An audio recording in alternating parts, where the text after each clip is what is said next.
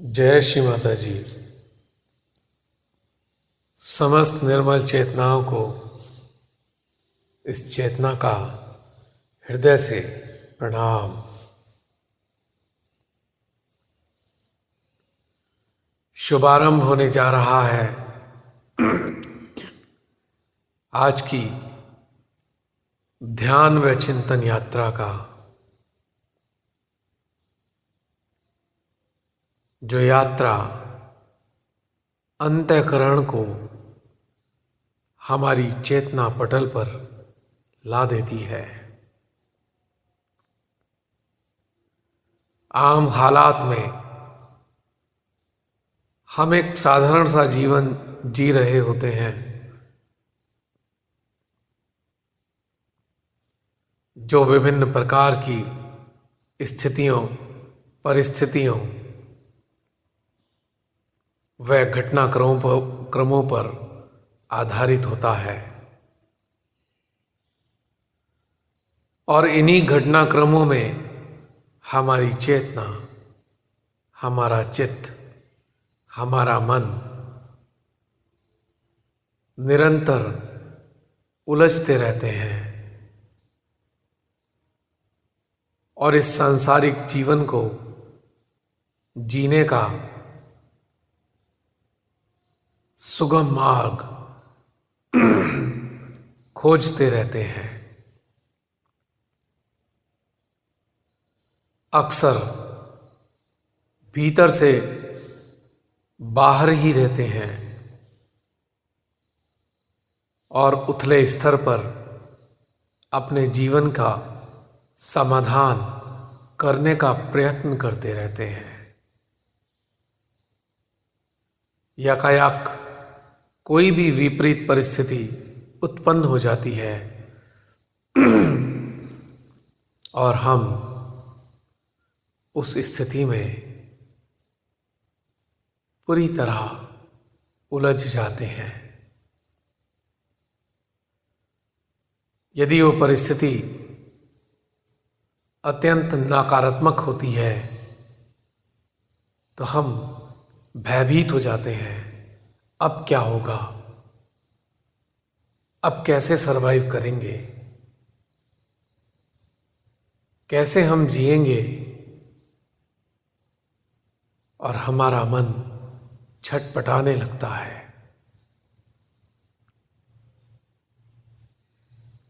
क्योंकि हमने अपने बाहरी सतही जीवन को सत्य मान लिया।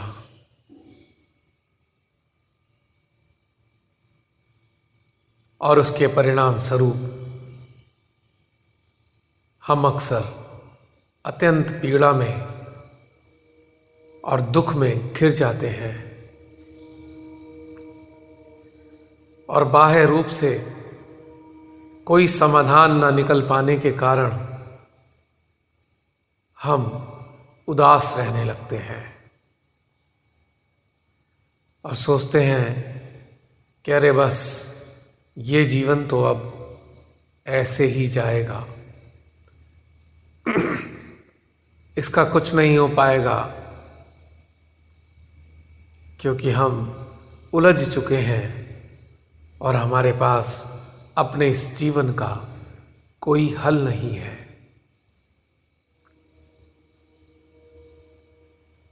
लगातार हमारे भीतर अवसाद की स्थिति बनी रहती है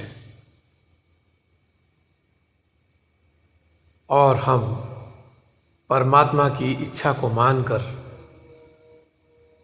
बस ऐसे ही अपना जीवन व्यतीत करते चले जाते हैं। नहीं समझ पाते कि यह जीवन तो उस परमेश्वर की देन है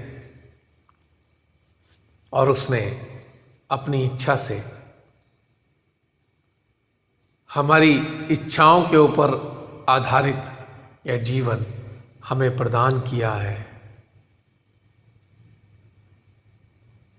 वो हमको कभी दुख नहीं दे सकते, ना ही वो हमें पीड़ा देने के लिए जन्म देते हैं,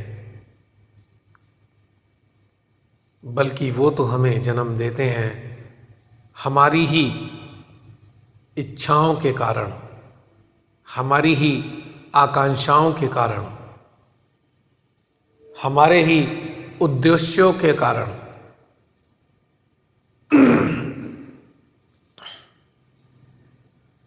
और हम जब जन्म लेते हैं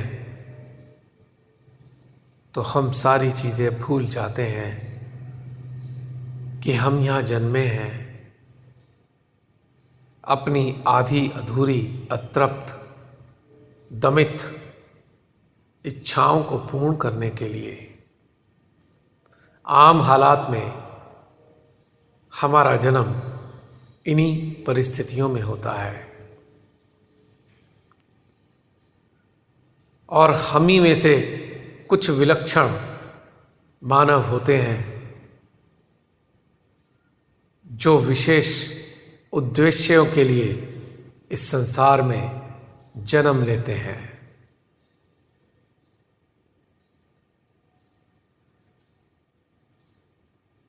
वो इस जन्म में तो नहीं जानते प्रारंभ में कि वो किस लिए जन्मे हैं, परंतु भीतर में कहीं उनको सदा ये एक अजीब सा अनुभव होता रहता है कि वो यह साधारण मनुष्य जीवन जीने के लिए उत्पन्न नहीं हुए हैं और ना ही वो इस मानवीय जीवन रूपी समुंदर में सुख दुख की उठती हुई लहरों के बीच गतिमान बने रहने व उनसे संघर्ष करने के लिए पैदा हुए हैं।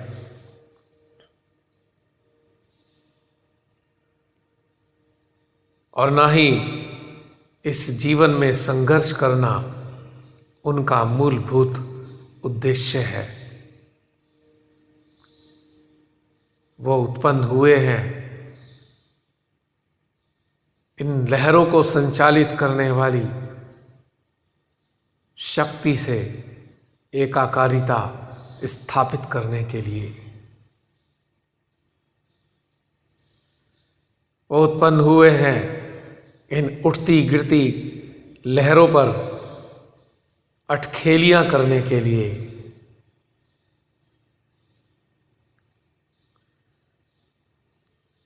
वो इस जीवन के दुख सुख को मनाने के लिए उत्पन्न नहीं हुए, वरन इस बाह्य संसारी जीवन की वास्तविकता को गहनता से समझने के लिए और समझकर दूसरों को बताने के लिए उत्पन्न हुए हैं, ताकि यह मानव अपने इस अनमोल जीवन को व्यर्थ की चिंताओं, उलझनों, पीड़ाओं, अवसादों और संघर्ष में व्यर्थ ना कर दे।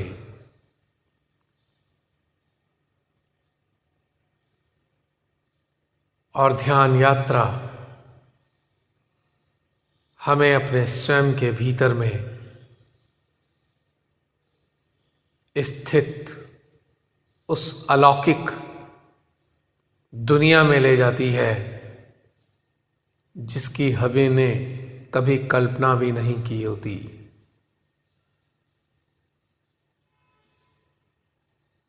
हम में से बहुत से लोग यकीनन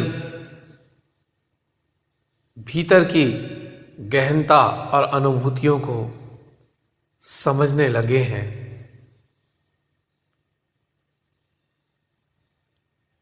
वो वही लोग थे जो अपने बाह्य जीवन में उलझकर अपने इस जीवन को निरर्थक मान बैठे थे। वो वही लोग हैं जो इस जीवन की गहराई में उतर चुके हैं और अंतर्निहित दिव्यता, आनंद, प्रेम व विभूतियों के साथ अपने जीवन को व्यतीत कर रहे हैं, चाहे उनका बाह्य जीवन कितना भी पीड़ादायक व कष्टपूर्ण क्यों ना हो, परंतु अंतर जगत की यात्रा ने उनको इसी जीवन को आनंद के साथ बिताने योग्य बना दिया है।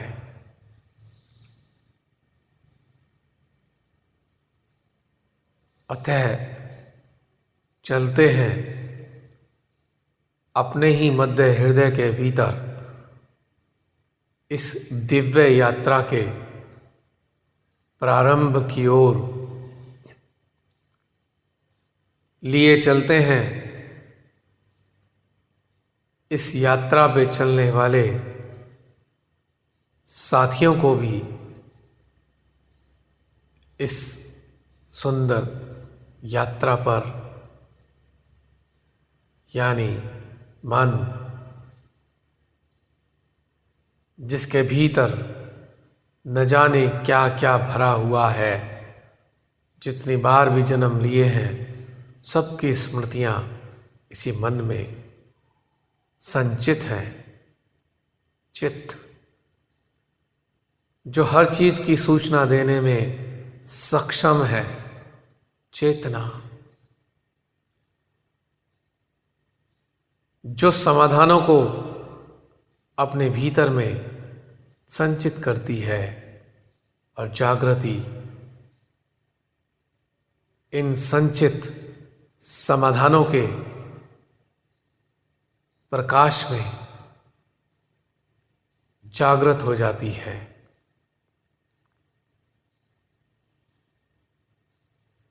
तो पहुंच जाते हैं अपने ही भीतर में स्थित असंख्य जागृत सूक्ष्म चेतनाओं के बीच श्री मां के समक्ष, और नतमस्तक हो जाते हैं उनके श्री चरणों में।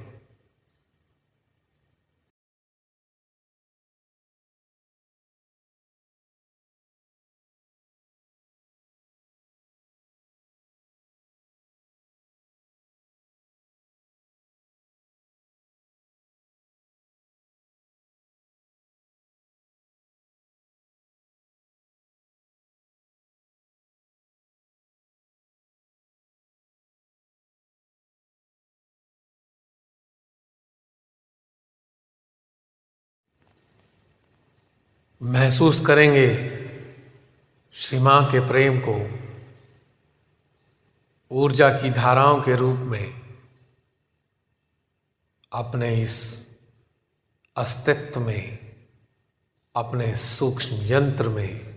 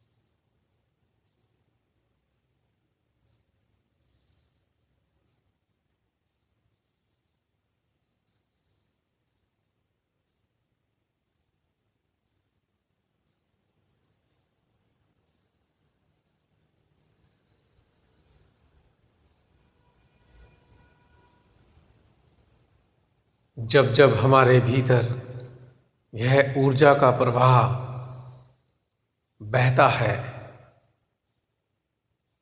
हमारे रोम रोम में एक आनंद सा भर जाता है। यही दिव्य ऊर्जा का प्रवाह हमारे मन की अनेकों ग्रंथियों को खोल डालता है,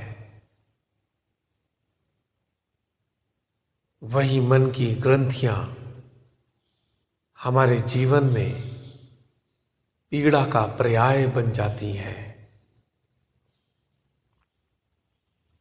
जब तक वो ग्रंथि के रूप में मौजूद रहती हैं, जैसे जैसे हमारे भीतर सीमा ऊर्जा की धारा बनकर बहना प्रारंभ कर देती हैं, वो बड़े प्रेम से हमारे मन की ग्रंथियों को एक एक करके खोलती जाती हैं और उन स्थानों पर भी उनका प्रेम पहुंचना प्रारंभ हो जाता है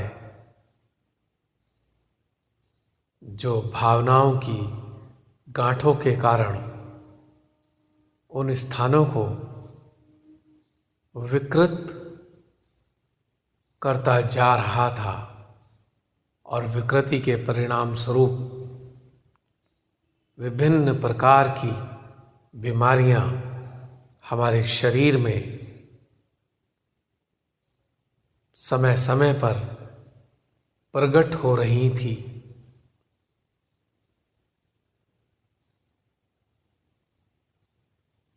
चाहे ध्यानस्थ होने के लिए हमारे पास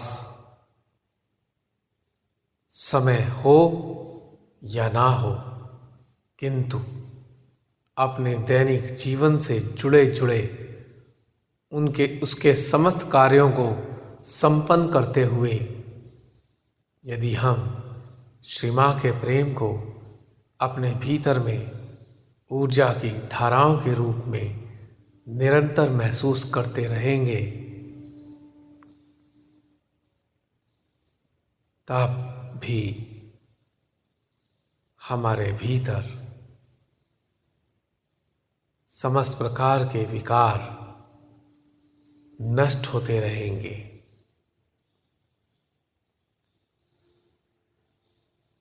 पूर्णतया एकाग्र होने के लिए, ध्यानस्थ होने के लिए अपने इस जीवन में समय निकालना हमारी मन को संतुष्ट कर देता है। हमारे मन के मुताबिक हम ध्यानस्थ हुए, यह सूचना मन में संचित हो जाती है, परंतु यदि हम बिना समय निकाले ध्यानस्थ रहते हैं, तब भी यह ध्यान की शक्ति हमारे को भीतर से स्वच्छ करती रहती है।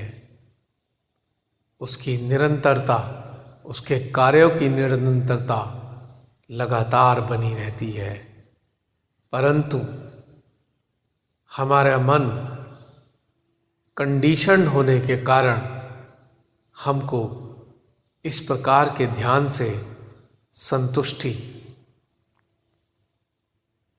व शांति प्राप्त नहीं हो पाती, क्योंकि हमारा सदियों पुराना नजरिया ही ऐसा है कि हमें एकाग्र होकर शांतिपूर्ण अवस्था में भीतर में कहीं ध्यानस्थ होना है।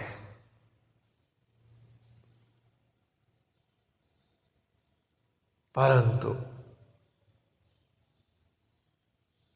वास्तविक कार्य तो मां के प्रेम की शक्ति करती है। चाहे हम कुछ समय निकालकर एकाग्रता के साथ ध्यानस्थ हो जाएं, या अपनी सांसारिक जिम्मेदारियों का निर्वहन करते हुए मां के प्रेम को ग्रहणकर्ता महसूस करते रहें। दोनों में कोई विशेष अंतर नहीं है।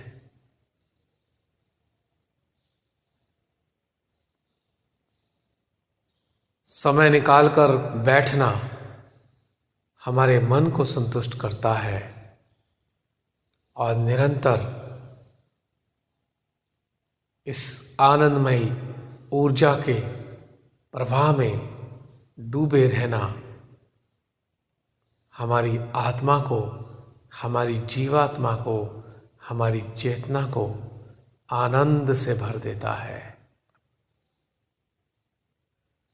चूंकि हमारा मन अपनी चेतना, आत्मा व परमात्मा से जुड़ नहीं पाता, जिस कारण आम हालात में हमको प्रसन्नता नहीं होती, लेकिन वास्तव में भीतर में तो सब कुछ घटित ही हो रहा है और आंतरिक स्थिति में भी निरंतर सुधार हो रहा है और साथ ही हमारा सूक्ष्म यंत्र भी निरंतर पुष्ट हो रहा है। अतः समस्त ध्यान साथियों को इस तथ्य को अपने भीतर में उतार लेना है और व्यर्थ की नकारात्मक वृत्तियों से हमें दूर जाना है।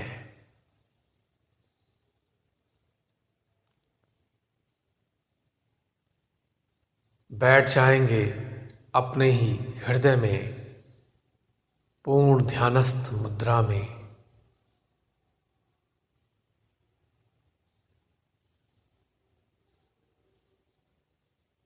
महसूस करेंगे अपने सहस्त्रार, विशुद्धि, मध्य हृदय, नाभि में उस दिव्य प्रेम को,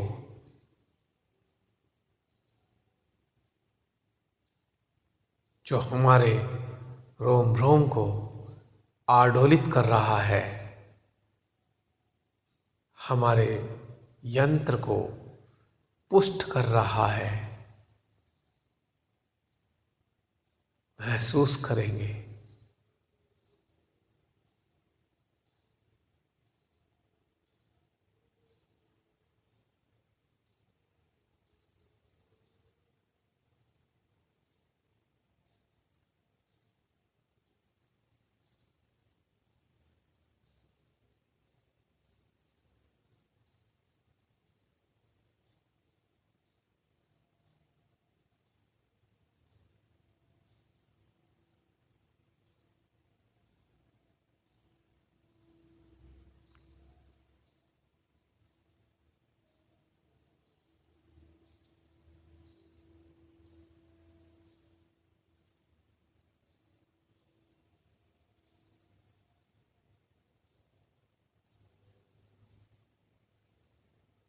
महसूस कर सकते हैं ध्यानस्थ होने से पहले हमारे भीतर कुछ उलझने, कुछ अशांति, कुछ वैचारिक पीड़ाएं मौजूद थी और अब धीमे धीमे रिक्तता उत्पन्न हो रही है। परेशानियों के प्रति विस्मृति महसूस हो रही है। हृदय में कहीं अनजाना सा एक आनंद है।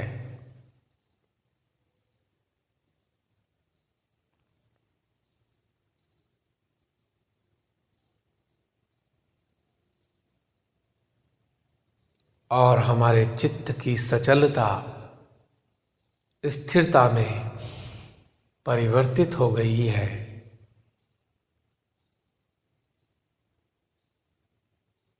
और हमारी चेतना इन समस्त घटनाक्रमों की जो भीतर में घटित हो रहे हैं उनकी साक्षी बन गई है।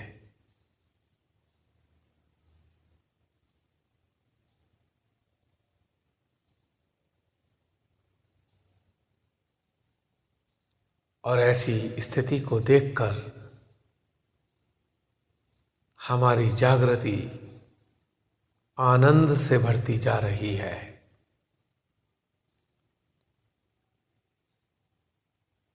यानी इन चार अवस्थाओं में बटा हुआ हमारा अस्तित्व अब एकाकारिता की ओर अग्रसर हो रहा है।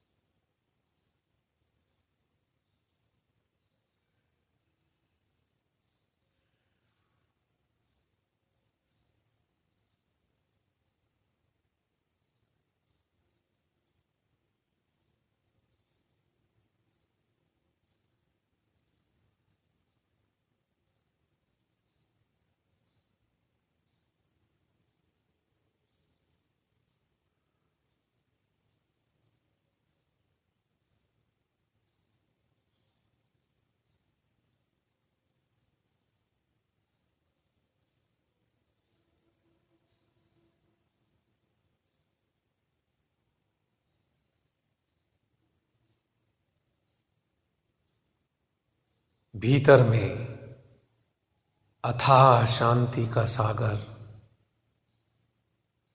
लहलाने लग रहा है।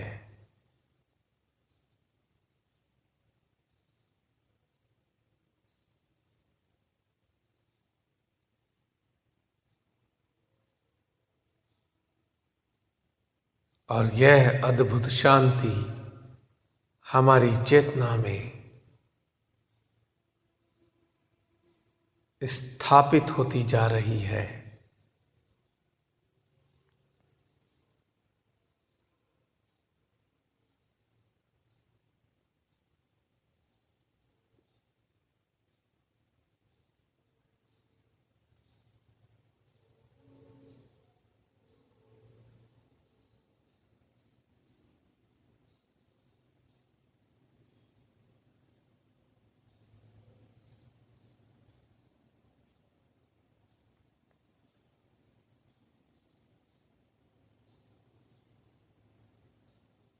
कहाँ गई वो सारी उथल पुथल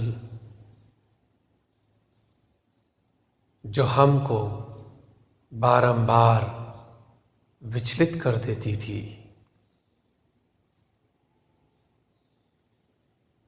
ऐसा प्रतीत होता है वह हमारे भीतर इसी शांति के सागर में, इसके प्रेम जल में घुल गई है।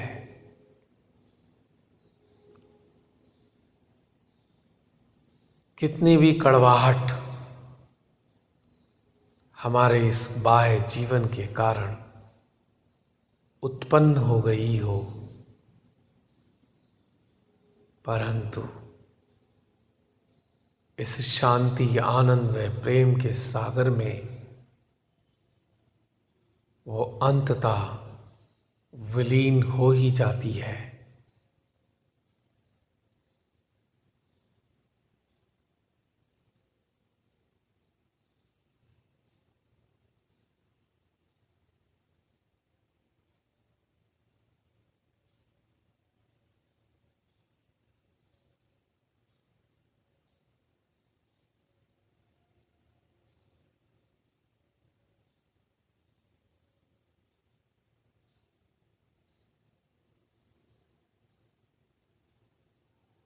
और यही विलीनता हमारे भीतर विचार रहित अवस्था को उत्पन्न कर देती है।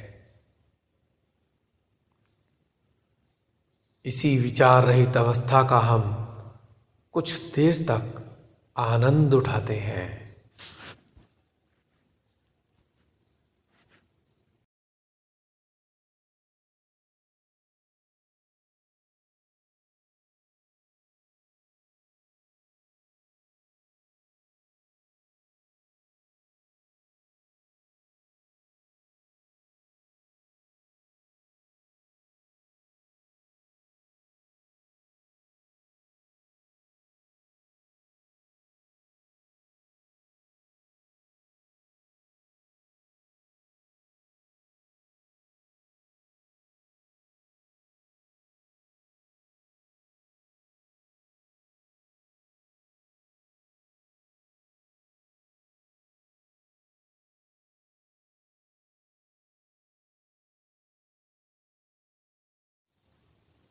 इसी अविचार अवस्था में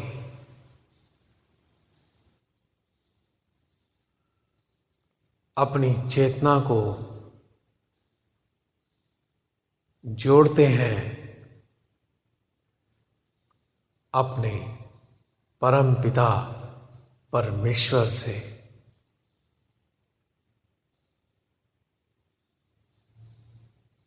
जो इसी अविचार साम्राज्य के मालिक हैं।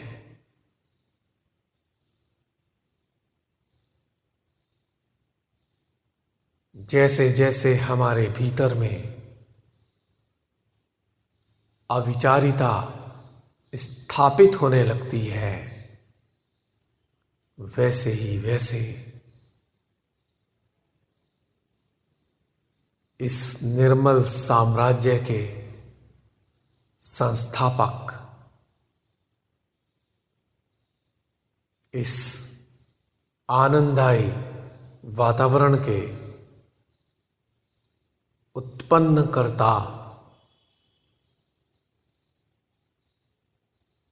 हम सब के पिता आभासित होने लगते हैं।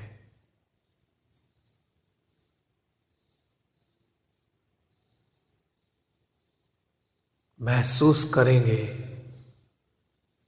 उनको अपनी चेतना के माध्यम से।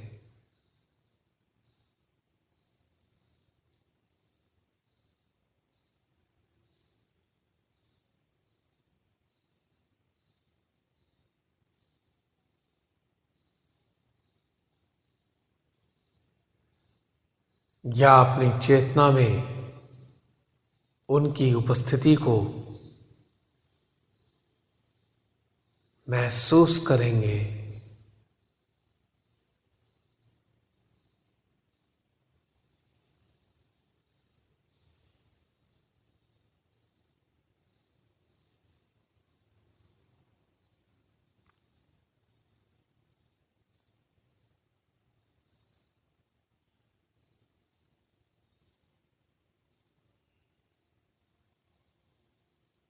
इतने करीब, इतने पास वो हमारे साथ होते हैं जितना कोई भी नहीं। परंतु बाह्य जीवन में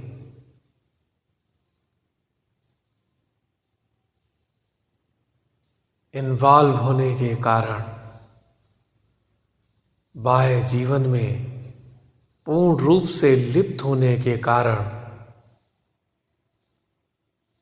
अनेकों विचारों का पर्दा उनके और हमारे बीच निरंतर खिंचा रहता है। पर जैसे जैसे विचार रहित स्थितियां प्रकट होने लगती हैं, वैसे वैसे यह पर्दा पीछे को खिसकता जाता है और अपने प्रिय परमात्मा का, अपने पिता का, अपनी वास्तविक माता का आभास हमको होना प्रारंभ हो जाता है।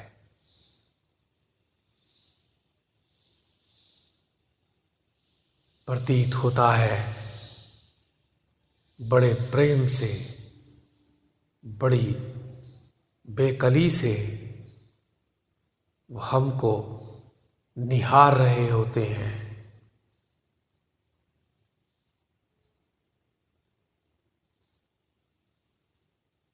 और हम भी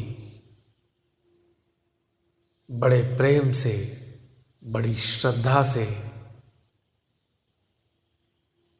उनकी ओर खिंच रहे होते हैं।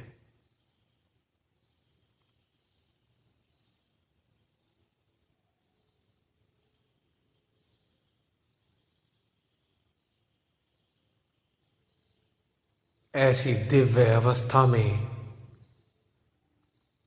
हम खाली होते हैं।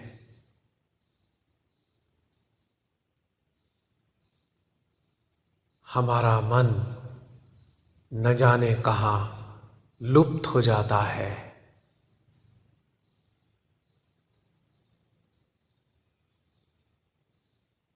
हमारा चित्त हमारी चेतना में खो जाता है।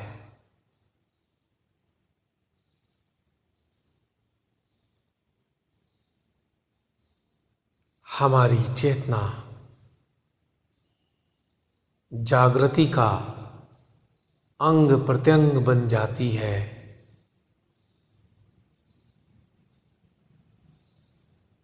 और हमारी जागृति अंततः उनके हृदय में समाना प्रारंभ कर देती है।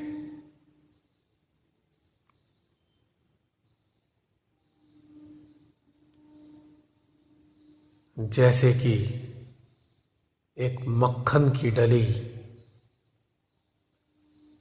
गर्माहट को पाकर द्रव्य में परिवर्तित होना प्रारंभ कर देती है और अंततः अपना वजूद खो देती है। ठीक इसी प्रकार से हमारी जागृति में समाया हुआ हमारा संपूर्ण अस्तित्व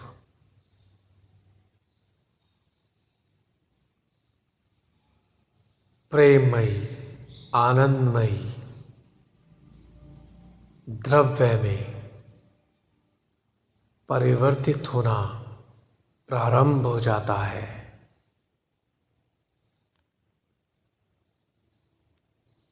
और उनके हृदय में घुलता जाता है।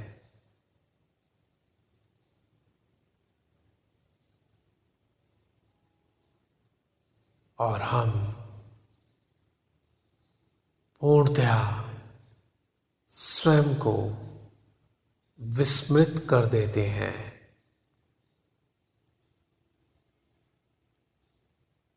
और यह विलक्षण विस्मृति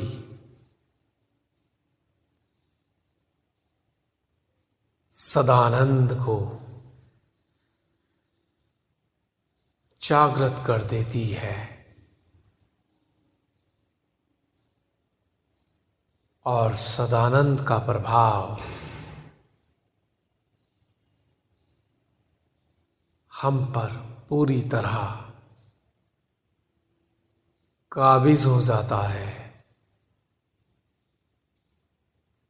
महसूस करें इसी सदानंद अवस्था को।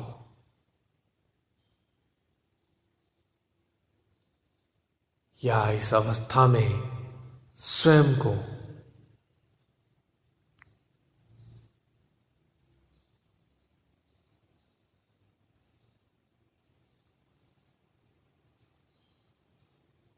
हमारा स्वयं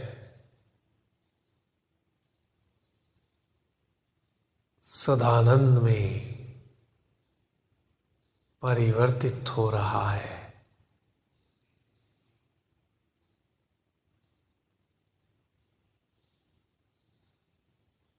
इस परिवर्तन की प्रक्रिया का भरपूर आनंद लें।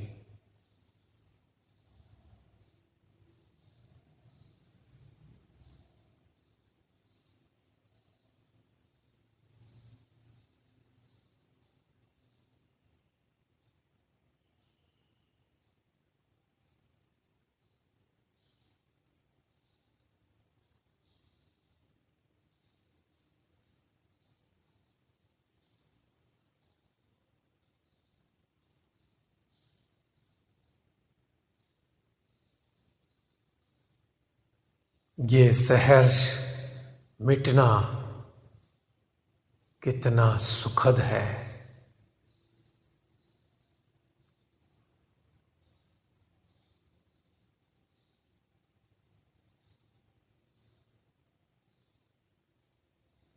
इसका वर्णन करना असंभव है।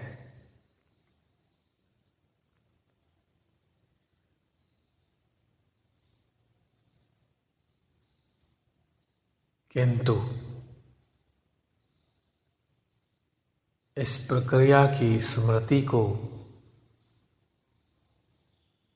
अपने अंतःकरण में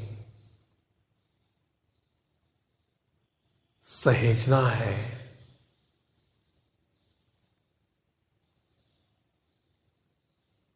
इसकी स्मृति हमारे बाह्य जीवन से उत्पन्न होने वाली विभिन्न प्रकार की तकलीफों और विषादपूर्ण मन अवस्था को परिवर्तित कर सकती है।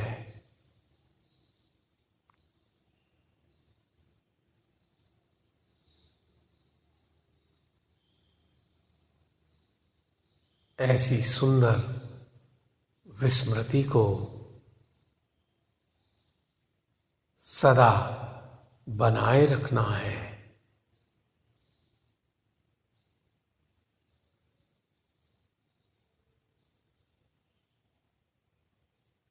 यह मिटने की प्रक्रिया की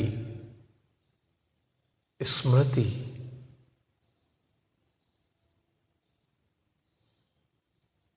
अत्यंत गर्मी में शीतलता की बयार के समान है।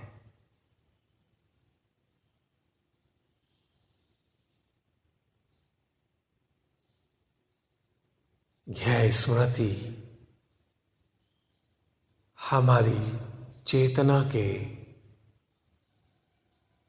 संचय कोश में संचित होती जाती है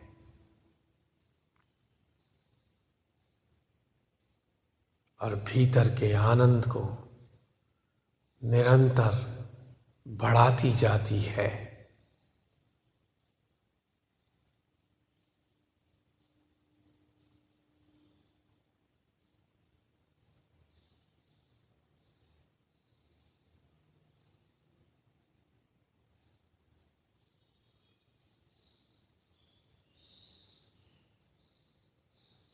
डूबते जाएंगे स्वयं के भीतर धीमे धीमे।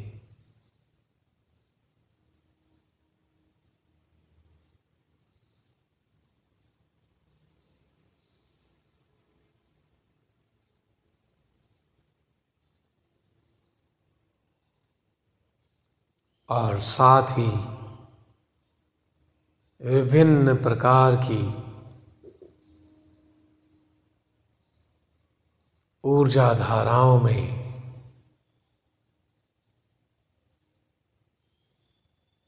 डूबते जाएंगे, खोते जाएंगे, डुबकियां लगाते जाएंगे।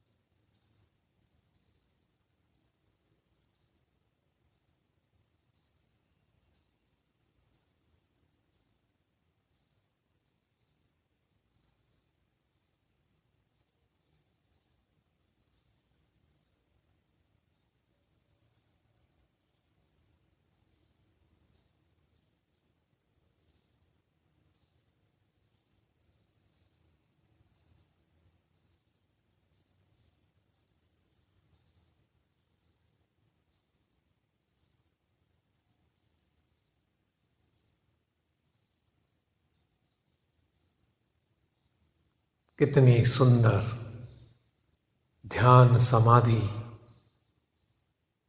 घटित हो रही है।